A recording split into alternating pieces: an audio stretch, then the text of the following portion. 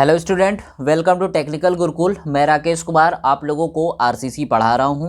हम लोगों ने बच्चों लास्ट लेक्चर में क्या किया था, चैप्टर फर्स्ट को फिनिश करके अब हम चैप्टर टू को देखने वाले हैं। ठीक है, तो चैप्टर टू में हम आज थ्योरेटिकल पोर्शन को कवर करेंगे। ठीक है, यानी जितनी भी थ्योरी है हमारी, जो हमारे एग्ज़ाम के लिए इम्पॉर्टेंट है, सेमेस्टर एग्ज़ाम के लिए, हम उसको आज कवर करने वाले हैं। ठीक है, यानी चैप्टर टू में। ठीक है, चैप्टर वन हमारा फिनिश हो चुका है। ठीक है, तो चैप्टर टू में हम, चैप्टर टू का नाम क्या है, वर्किंग स्ट्रेस मेथड। ठीक है, इसी को हम कार्यकारी प्रतिबल विधि भी कहते हैं। ठीक है, WSM LSM यही दो हम पढ़ने वाले हैं। ठीक है, तो अब हम यहाँ पे क्या बात कर रहे हैं, वर्किंग स्ट्रेस मेथड। ठीक है, कार्यकारी प्रतिबल विधि। इसमें हम क्या करने वाले हैं, कुछ एजम्पशंस को पढ़ने वाले हैं। ठीक है बच्चे, एजम्पशंस यानी संकल्पनाएं, जिसको हिंदी में कहते हैं, प्रबलित कंक्रीट धारणाओं के बंकन सिद्धांत की मूल संकल्पनाएं। ठीक है, ये हम पढ़ने वाले हैं। ठीक है बच्चे, तो यानी अगर हम इसी चीज़ को इंग्लिश में अगर हम कहें कि सर हिंदी नहीं समझ में आया, इंग्लिश में बताइए, तो ये क्या है, basic assumptions in theory of simple bending for RCC beam. ठीक है, तो इसमें हम क्या करने वाले हैं बच्चे, इसमें प्रबलित कंक्रीट धारण के बंकन मतलब बेंडिंग, ठीक है, प्रिंसिपल में यानी सिद्धांत की बेसिक संकल्पनाएं, यानी हम इसमें क्या पढ़ने वाले हैं, एजम्पशंस के बारे में पढ़ने वाले हैं। ठीक है, किसमें, WSM के अंदर। ठीक है ना, वर्किंग स्ट्रेस मेथड में हम एजम्पशंस यानी संकल्पनाएं हम पढ़ने वाले हैं, जो क्या है हमारे एग्ज़ाम में डेफिनेटली ये थ्योरेटिकल पोर्शन में ये आता ही आता है कि WSM और LSM यानी लिमिट स्टेट मेथड का हमें क्या आता है, आ जाता है कि इसका क्या लिखना है, एजम्पशंस यानी संकल्पनाएं। ठीक है, तो इसके बारे में बच्चे हम यहाँ पे देखने वाले हैं। ठीक है, तो हम देखते हैं पहला हमारा एजम्पशंस क्या कहता है। पहला एजम्पशंस कहता है कि कोई भी अनुप्रस्थ परिच्छेद यानी क्रॉस सेक्शन, कोई भी क्रॉस सेक्शन जो कि बंकन के पश्चात यानी बेंडिंग, बंकन का मतलब जैसे लोड अप्लाई करते हैं तो क्या आता है, बेंडिंग। कोई भी स्ट्रक्चर है, अगर हम उस पर क्या करते हैं, लोड को अप्लाई करते हैं, तो हम जानते हैं कि स्ट्रक्चर क्या होता है, बंकन यानी बेंडिंग उसमें देखने को मिलता है। ठीक है, तो बेंडिंग के पश्चात भी समतल रहता है। ठीक है, तो यानी समतल का मतलब क्या होता है कि वो बिल्कुल समतल का मतलब एक समान प्लेन रहता है। ठीक है, अर्थात खंड के बल शून्य अक्ष यानी न्यूट्रल एक्सिस के ऊपरी तथा निचले भाग में विकृति यानी स्ट्रेन इसकी बल शून्य रेखा की दूरी के समानुपाती होती है। इसका मतलब क्या हुआ बच्चे, कि जो हमारा सेक्शन होगा, जैसे लेटर सपोज कि ये हमारा क्या है, कोई सेक्शन है, जैसे हम अगर यहाँ पे बात करें कि ये कोई सेक्शन है। ठीक है, यहाँ पे क्या है कि कोई सेक्शन है, हमने ले लिया है। ठीक है, अभी इस पे हमने क्या किया, यूडीएल को अप्लाई किया, तो इसका स्ट्रेस डायग्राम कुछ इस तरीके से हम लोगों ने देखा था। ठीक है, इसका न्यूट्रल एक्सिस यहाँ होगा, तो इस पे जो स्ट्रेस है मैक्सिमम वो कहाँ पे है, अपर फाइबर पे है और लोअर फाइबर पे है। न्यूट्रल एक्सिस पे स्ट्रेन क्या है, 0 हो जाता है। ठीक है, न्यूट्रल एक्सिस पे, तो वही चीज़ यहाँ पे भी हम कह रहे हैं कि यहाँ पे हमने क्या बात की कि खंड के बल शून्य अक्ष यानी न्यूट्रल एक्सिस के ऊपरी तथा निचले भाग में स्ट्रेन इसकी बल शून्य रेखा की दूरी के समानुपाती होती है। ठीक है, इसका मतलब बल शून्य अक्ष यानी 0 एक्सिस रेखा पर विकृति व प्रतिबल शून्य होता है, यानी न्यूट्रल एक्सिस पे स्ट्रेस और स्ट्रेन, यानी विकृति का मतलब क्या है, स्ट्रेन, और प्रतिबल का मतलब क्या है, स्ट्रेस। स्ट्रेस और स्ट्रेन क्या होते हैं, 0 होते हैं, यानी शून्य होते हैं। कहाँ पे होते हैं, न्यूट्रल एक्सिस पे। और अपर यानी ऊपरी और निचली भाग पे क्या होती है, स्ट्रेन, ये भी हमारी मैक्सिमम होती है। ठीक है, दूसरी चीज़ अगर हम बात करें, यहाँ पे दूसरा एजम्पशंस क्या कहता है कि कार्यकारी सीमा के अंदर कंक्रीट तथा इस्पात पूर्ण रूप से प्रत्यास्थ माने जाते हैं, मतलब इलास्टिक नेचर होता है। हम जानते हैं कि बच्चे के इलास्टिक और प्लास्टिक दो चीज़ें होती हैं, ठीक है। यहाँ पे क्या है, प्रत्यास्थ का मतलब इलास्टिक से है। तो इलास्टिक का मतलब ऐसा हमारा मटेरियल जिस पे लोड लगाने के बाद वो क्या हो, तन जाए, लेकिन जैसे ही हमने लोड को हटाया वो क्या करे, अपनी पुराने अवस्था में आ जाए, ऐसे पदार्थ को हम क्या कहते हैं, इलास्टिक बोलते हैं, यानी प्रत्यास्थ। इसको हम क्या कहेंगे हिंदी में, प्रत्यास्थ माने जाते हैं, ठीक है। अर्थात प्रतिबल विकृति के समानुपाती होती है, ठीक है। इसका मतलब क्या है, प्रतिबल को हम सिग्मा से दिखाते हैं, तो sigma is proportional to strain, ठीक है। तो ये इसके बराबर होती है, ठीक है। इसके बाद बच्चे तीसरा हमारा जो एजम्पशंस है, वो एजम्पशन क्या कहता है कि कार्यकारी भार पर जो वर्किंग वेट है या लोड है, इस्पात और कंक्रीट का प्रतिबल विकृति संबंध एक सीधी सरल रेखा में रहता है। इसका मतलब ये है बच्चे कि अगर हम विकृति और प्रतिबल दोनों के बीच में कुछ इस तरीके से, अगर हम जैसे ये क्या है, ये स्ट्रेस है, प्रतिबल है, ये स्ट्रेन विकृति है, इसके बीच में अगर हम ग्राफ को खींचे तो वो बिल्कुल सीधा ऐसे जाएगी, ठीक है।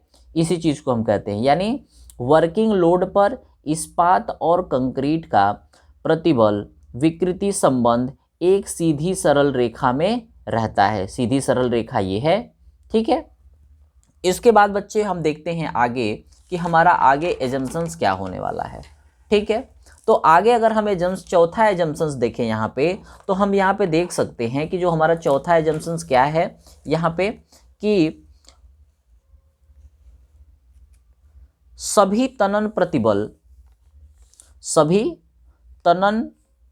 प्रतिबल प्रबलन इस्पात वहन करता है, यानी तनन जितने भी टेंशन यानी रेनफोर्स्ड प्रतिबल क्या होते हैं, ये सभी तनन, जितना भी तनन वाले कार्य होंगे, हमने बताया था कि जितना भी तनने वाली चीज़ होगी उसको कौन सा रजिस्ट करेगा, उसको हमारा प्रबलन यानी रेनफोर्स्ड इस्पात क्या करेगा, वहन करेगा, ठीक है। और कंक्रीट इससे पूर्ण मुक्त मानी जाएगी, यानी कंक्रीट तनन को नहीं मुक्त मानी जाएगी। इसका मतलब क्या है कि कंक्रीट तनन को नहीं सहन करेगा, ठीक है। तनन क्षेत्र की कंक्रीट इस्पात की छड़ों को निर्धारित स्थिति में बनाए रखने के अतिरिक्त कोई अन्य योगदान नहीं देता है। बच्चे यहाँ पे इम्पोर्टेंट है कि तनन क्षेत्र में कंक्रीट इस्पात की छड़ों को निर्धारित स्थिति में केवल बनाए रखने के अतिरिक्त कोई अन्य योगदान नहीं देता है। इसका मतलब क्या है कि कंक्रीट सिर्फ और सिर्फ स्टील को, जैसे हमने एक स्टील को यहाँ बिछाया है, एक स्टील को यहाँ बिछाया है, एक स्टील को हमने यहाँ बिछाया है, तो कंक्रीट इसकी पोजीशन को बस बनाए रखता है, इसके अलावा तनन का कोई भी कार्य नहीं करता है, ठीक है। अब हम आगे बात करें पांचवा एजम्पशंस की, ठीक है। तो क्या कह रहा है कि कंक्रीट व इस्पात में अभिलाग यानी बॉन्ड इस्पात की प्रत्यास्थ सीमा यानी इलास्टिसिटी लिमिट तक परिपूर्ण होती है और दोनों पदार्थ एक इकाई के रूप में कार्य करते हैं। इसका मतलब बच्चे क्या हुआ कि कंक्रीट व स्टील, ठीक है, दो मटेरियल है, कंक्रीट है, इस्पात में जितने भी बॉन्ड की इलास्टिसिटी लिमिट होती है वो कहाँ तक पूर्ण होती है, ये दोनों पदार्थ एक इकाई के रूप में यानी एक यूनिट के रूप में काम करते हैं, ठीक है। इसके बाद हम देखें अगर यहाँ पे, तो हमारा छठवां जो हमारा एजम्पशंस है, यानी ये हम एजम्पशंस पढ़ रहे हैं, यानी हम क्या कर रहे हैं, ये जितने भी हम पढ़ रहे हैं ये हम संकल्पनाएं को देख रहे हैं कंक्रीट के, ठीक है। WSM यानी वर्किंग स्टेट मेथड से, ठीक है ना। तो कंक्रीट में दबाते समय प्रबलन इस्पात तथा कंक्रीट में किसी भी प्रकार के प्रारंभिक प्रतिबल नहीं होते हैं। इसका मतलब क्या है कि कंक्रीट में दबाते समय यानी जब हम प्रेस करते हैं, प्रबलन इस्पात तथा कंक्रीट में किसी भी प्रकार के प्रारंभिक यानी प्री स्ट्रेस नहीं जनरेट होते हैं, ठीक है। स्ट्रेस कब जनरेट होते हैं, जब ये हमारे सेट हो जाती है कंक्रीट रेनफोर्स दोनों, उसके बाद जब लोड आता है तो क्या होती है, स्ट्रेस जनरेट होती है, ठीक है। इसके बाद बच्चे हमारा क्या है कि सातवां हमारा क्या है एजम्पशंस, इस्पात तथा कंक्रीट की प्रत्यास्था मापांक यानी ईएस, इसको हम क्या बोलते हैं modulus of elasticity of steel का, ठीक है ना, modulus of elasticity of steel, modulus of elasticity of ये क्या है कंक्रीट, अचर माने जाते हैं, ठीक है। इस्पात व कंक्रीट के प्रत्यास्था मापांकों के अनुपात यानी प्रत्यास्था इलास्टिसिटी मॉडुलस के रेशियो, जिसको हम क्या बोल जैसे दिखाते हैं किससे, m से दिखाते हैं, यानी m का मान कितना होता है, वेरी वेरी इंपॉर्टेंट, इसको याद रखना होगा 280/3 सिग्मा CBC। अब ये सिग्मा CBC क्या है, कंक्रीट इन बेंडिंग कंप्रेशन, ठीक है, कंक्रीट कैसा है बेंडिंग कंप्रेशन में है, लिया जाएगा। यहाँ सिग्मा CBC कंक्रीट में बंकन में अनुज्ञेय संपीड़न प्रतिबल है, ठीक है, जिसको हम न्यूटन पर mm² लेते हैं, ठीक है, लेके चलते हैं, ठीक है। अब अगर बच्चे हम यहाँ पे बात करें तो ये तो हमारा इंपॉर्टेंट क्या रहा, एजम्पशंस रहे यानी मान्यताएं जो हमारी थी, ठीक है ना, यानी ये हमारी संकल्पनाएं, ये इंपॉर्टेंट है, ये डेफिनेटली एग्जाम में देखने को मिलेगा, ठीक है। अब हम बच्चे यहाँ पे बात करेंगे कुछ स्ट्रेसेस की, जैसे हम यहाँ पे देख सकते हैं कि जैसे हम स्ट्रेसेस की अगर बात करते हैं तो सबसे पहले हम किसकी बात करेंगे यहाँ पे, जैसे हम देख सकते हैं यहाँ पे चरम प्रतिबल, यानी इसको हम क्या कहते हैं अल्टीमेट स्ट्रेस, ठीक है, अल्टीमेट स्ट्रेस क्या होता है। फिर सुरक्षित कार्यकारी या अभिकल्प प्रतिबल, जिसको हम क्या कहते हैं सेफ वर्किंग और डिजाइन स्ट्रेस, ठीक है। फिर वास्तविक प्रतिबल यानी एक्चुअल स्ट्रेस क्या होती है, ये क्या है सारे के सारे ये प्रतिबल हैं, स्ट्रेसेस हैं, इसके बारे में हम 1 बाय 1 देखने वाले हैं, ठीक है। तो जैसे हम यहाँ पे देख रहे हैं कि चरम प्रतिबल यानी अल्टीमेट स्ट्रेस, ठीक है, इसमें हम ये देख रहे हैं कि किसी खंड के भार के कारण यानी किसी सेक्शन के भार के कारण विफल होने के समय उत्पन्न प्रतिबल, यानी जब फेल होगा तो उस समय उसमें क्या जनरेट होगा स्ट्रेस होगा, तो वही स्ट्रेस चरम प्रतिबल कहलाती है। यानी ये कह सकते हैं कि जब कोई खंड फेल होने वाला होता है तो फेल होने के समय उसमें जो जितनी स्ट्रेस होती है लोड के कारण, उसी को हम क्या कहते हैं चरम प्रतिबल कहते हैं, ठीक है। यह प्रतिबल खंड की कुल सामर्थ्य दर्शाते हैं, यानी उस जो सेक्शन है, जो मटेरियल जिस भी मटेरियल का बना हुआ वो सेक्शन है, वो क्या है उसकी अल्टीमेट ताकत है। जैसे हम लोगों का अल्टीमेट ताकत होता है, जैसे हमने दे दिया कि 1 कुंटल उठाओ, ठीक है, तो वो हमारा क्या था, जैसे ग्रेट खली है, हम जानते हैं कि वो क्या है 2 कुंटल तक का उठा लेता है, तो 2 कुंटल क्या है उसकी अल्टीमेट यानी चरम प्रतिबल होगा, यानी हम उसको क्या कहेंगे चरम प्रतिबल कहेंगे, कि इससे ज़्यादा वो लोड यानी चरम हम यानी अल्टीमेट लोड हम कह सकते हैं कि वो अल्टीमेट लोड कितना उठा लेगा 2 कुंटल। तो ऐसे ही यहाँ पे है कि हमारा सेक्शन कितना भार को वहन करेगा, ये है, तो कितना वहन करेगा अल्टीमेट यानी जितनी उसकी पूरी ताकत है, ठीक है। चरम प्रतिबल प्रयोगशाला में प्रतिदर्श की जांच करके ज्ञात किए जाते हैं, ठीक है, यानी ये अल्टीमेट जो हमारा स्ट्रेस चेक होता है प्रयोगशाला में, उसके बाद अलग अलग ग्रेड की कंक्रीट के लिए ये डिसाइड किए जाते हैं। जैसे बच्चे यहाँ पे अगर हम बात करें कि जैसे हमने बात कर रहे हैं कि M15 ग्रेड का कंक्रीट है, कौन सा ग्रेड है M15 ग्रेड की कंक्रीट की 15 सेंटीमीटर घन की, यानी ये क्यूब है, ये क्या है 15 सेंटीमीटर की क्यूब है, M15 ग्रेड के लिए 28 दिन तक हमने तराई की, क्यूरिंग की, इसके बाद इसे भंजन करने पर उपलब्ध सामर्थ्य चरम संपीड़न सामर्थ्य 15 न्यूटन पर mm² ली जाती है, ठीक है। यानी हमने क्या कहा कि इसको हम जब 15 न्यूटन पर mm² ये क्या है इसकी चरम संपीड़न सामर्थ्य, यानी इसकी अल्टीमेट यानी 16 जैसे ही होगा, क्या होगा हमारा सेक्शन फेल हो जाएगा, ठीक है। दूसरा अगर हम यहाँ पे बात करें, ये तो हमारा क्या था चरम प्रतिबल। अब यहाँ पे है सुरक्षित कार्यकारी या अभिकल्प प्रतिबल। सुरक्षित का मतलब क्या है, सेफ, कार्यकारी का मतलब वर्किंग, या अभिकल्प प्रतिबल, अभिकल्प प्रतिबल का मतलब क्या है, डिजाइन स्ट्रेसेस। ठीक है, किसी भी अवयव को अकस्मात विफल होने से रोकने के लिए, यानी कोई भी स्ट्रक्चर है बिल्डिंग का, कोई भी कंक्रीट है, वो सडन फेलियर ना हो तो उसके लिए हम लोग क्या करते हैं, कुछ चरम सीमा तक भारित निर्धारित किया जाता है। ठीक है, यानी जैसे हमारा कितना लोड है, जैसे हमारा लोड क्या है कि हम 50 किलो तक को उठा लेते हैं, लेकिन हमको कहा जा रहा है कि नहीं 50 मत उठाओ, तुम 25 उठाओ। ठीक है, तो यानी फैक्टर ऑफ सेफ्टी हम लेके चल रहे हैं। ठीक है, इसी फैक्टर ऑफ सेफ्टी को हम क्या कहते हैं, डिजाइन स्ट्रेसेस कहते हैं। ठीक है, डिजाइन स्ट्रेसेस कहेंगे। तो इसको अगर हम देखना चाहें यहाँ पे, तो किसी भी अवयव को अकस्मात विफल होने यानी फेलियर होने से रोकने के लिए व्यवहार में इसे कभी भी चरम सीमा तक भारित नहीं किया जाता है। यानी जितनी अल्टीमेट कितनी थी हमारी वेट उठाने की ताकत, वो थी 50 केजी, लेकिन हमें 50 किलो नहीं कहा जा रहा, हमें कहा जा रहा है कि तुम 25 किलो उठाओ। यानी हमने क्या कहा, हम एक फैक्टर ऑफ सेफ्टी को क्या कर रहे हैं, लेके चल रहे हैं। ठीक है, तो जैसे अब हम यहाँ पे बात करें कि हम फैक्टर ऑफ सेफ्टी को तो लेके चल रहे हैं, ठीक है, लेकिन जैसे अगर हम प्रयोगशाला में यहाँ पे अगर देखें, यानी यहाँ पे अगर बात करें तो हम क्या कहेंगे कि अतः प्रयोगशाला से प्राप्त चरम प्रतिबलों को सुरक्षा गुणांक यानी फैक्टर ऑफ सेफ्टी से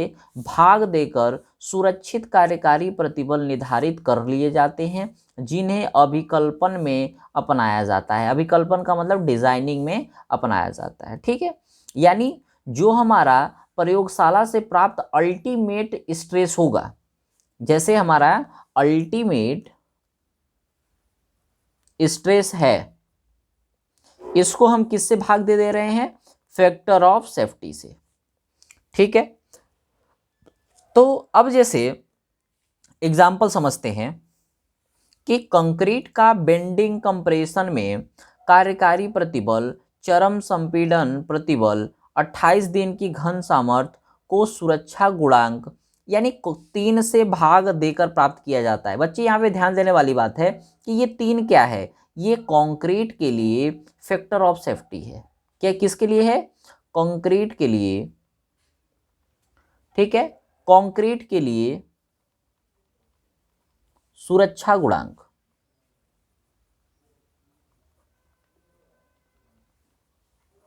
ठीक है, कंक्रीट के लिए क्या है, ये सुरक्षा गुणांक है। जैसे M15 यानी M15 ग्रेड के लिए कार्यकारी प्रतिबल यानी वर्किंग स्ट्रेस अगर हम निकालें तो अभी हमने कहा कि चरम प्रतिबल जो भी होगा उसमें हम सुरक्षा गुणांकों को क्या करेंगे, भाग दे देंगे। अब यहाँ पे हम जानते हैं कि जो हमारा चरम प्रतिबल और सुरक्षा गुणांक ये हमारा M15 के लिए बताना है।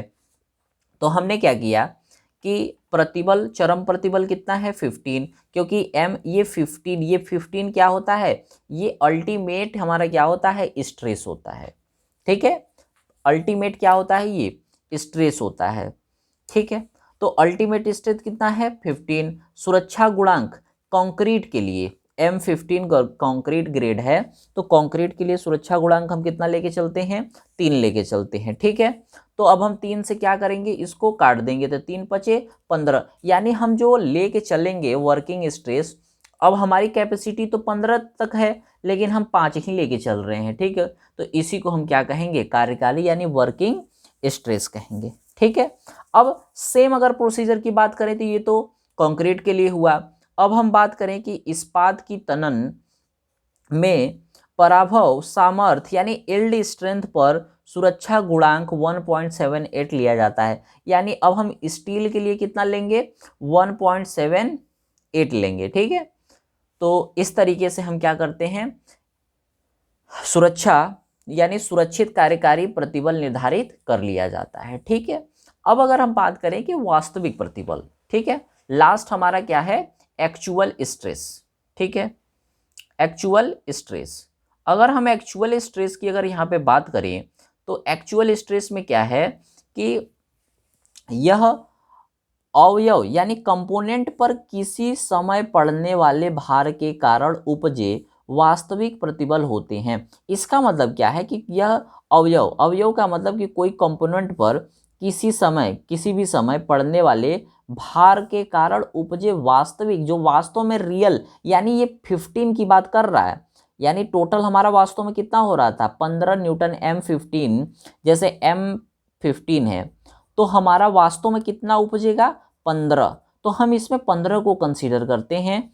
भार की तीव्रता बदलने पर, यानी भार की इंटेंसिटी बढ़ रही है या घट रही है, चेंज हो रही है मतलब, तो इसका मान भी बदल जाता है, यानी वास्तविक प्रतिबल का मान भी क्या होगा, चेंज होगा। ठीक है, इनका मान भी बदल जाता है, परंतु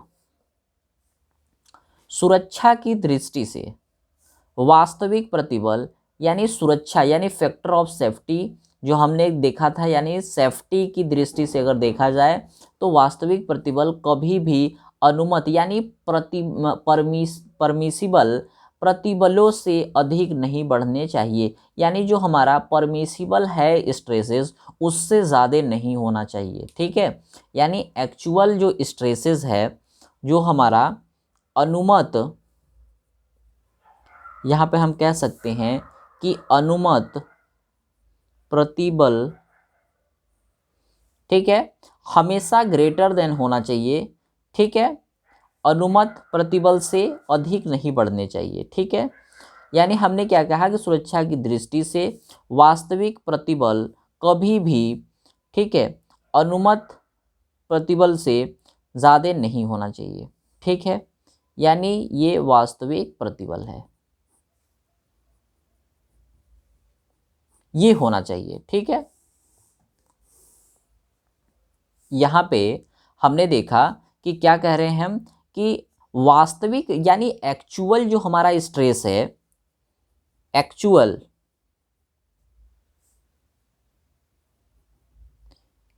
स्ट्रेस, ठीक है, जो हमारा क्या है एक्चुअल स्ट्रेस है, ये क्या होना चाहिए, ये हमारा एक्चुअल स्ट्रेस क्या होना चाहिए। यहाँ पे कहने का सेंस ये है कि जो हमारा एक्चुअल स्ट्रेस है वो कभी भी क्या होना चाहिए, ज़्यादा नहीं होना चाहिए। एक्चुअल यानी वास्तविक प्रतिबल कभी भी अनुमत यानी परमिसिबल स्ट्रेस से अधिक नहीं होना चाहिए। ठीक है, तो ये क्या होना चाहिए, should not be greater than, किससे, परमिसिबल स्ट्रेस। ठीक है, यानी एक्चुअल स्ट्रेसेस ज़्यादा नहीं होना चाहिए वास्तविक, ठीक है, किससे, परमिसिबल स्ट्रेस से। ठीक है, तो इस तरीके से हमने क्या किया, स्ट्रेसेस के बारे में पढ़ा जो हमारे एग्जाम के थ्योरी पोर्शन के लिए इम्पॉर्टेंट है। ठीक है, तो अब हम यहाँ पे धीरे धीरे अब हम डिजाइनिंग प्रोसीजर की तरफ बढ़ रहे हैं। और स्टूडेंट आप जानते हैं कि आरसीसी जो है हमारा, ये बहुत ही एक डिज़ाइनिंग सब्जेक्ट के साथ साथ एक बहुत इंटरेस्टिंग सब्जेक्ट तो है ही। इसमें हम थ्योरेटिकल पार्ट पे बहुत कम ध्यान देते हैं, डिज़ाइन प्रोसीजर पे हम ज़्यादा ध्यान देते हैं। ठीक है, क्योंकि हमारे एग्ज़ाम में सबसे ज़्यादा अगर कोई चीज़ आने वाली है डीआरसीसी से तो वो है बीम हो गया, कॉलम हो गया, स्लैब हो गया, इसकी डिज़ाइनिंग ज़्यादा इंपॉर्टेंट होती है। ठीक है, तो ये हमारे छोटे छोटे टर्म्स थे जिसको हम लोगों ने यहाँ पे कवर किया। अब हम अगले लेक्चर में WSM से रिलेटेड हम बीम की डिज़ाइनिंग करने वाले हैं। ठीक है, तो उसमें हम क्या करने वाले हैं, बीम की डिज़ाइन करने वाले हैं। WSM यानी वर्किंग स्ट्रेस मेथड, कार्यकारी प्रतिबल हम क्या करने वाले हैं, मेथड को यूज़ करने वाले हैं। और हम यहाँ पे डिज़ाइनिंग प्रोसीजर को आगे करने वाले हैं नेक्स्ट वीडियो में। ठीक है, तो आई होप आप लोगों को ये थ्योरी समझ में आई होगी। आप इन सारी थ्योरी को अपने नोटबुक में, ठीक है, नोट ज़रूर करें क्योंकि ये बहुत इंपॉर्टेंट है आपके सेमेस्टर एग्ज़ाम के लिए। ठीक है, और ज़्यादा अपडेट के लिए हमारे टेलीग्राम चैनल को बिल्कुल भी न ज्वाइन करना न भूलें, क्योंकि उसमें सारी नोट्स PDF आपको वहीं पे मिलेंगी। ठीक है, टेलीग्राम चैनल पे। ठीक है, तो टेक्निकल गुरुकुल हमारा टेलीग्राम चैनल है, उसको ज़रूर आप उसको ज़रूर ज्वाइन करें और हमारे वीडियो को ज़्यादा से ज़्यादा ग्रुप में फैलाएं ताकि ज़्यादा से ज़्यादा बच्चों का भला हो सके। ठीक है, तो अब हम अगले लेक्चर में बात करेंगे डिज़ाइन प्रोसीजर की। ठीक है, इस वीडियो में इतना ही। ठीक है, ओके बाय।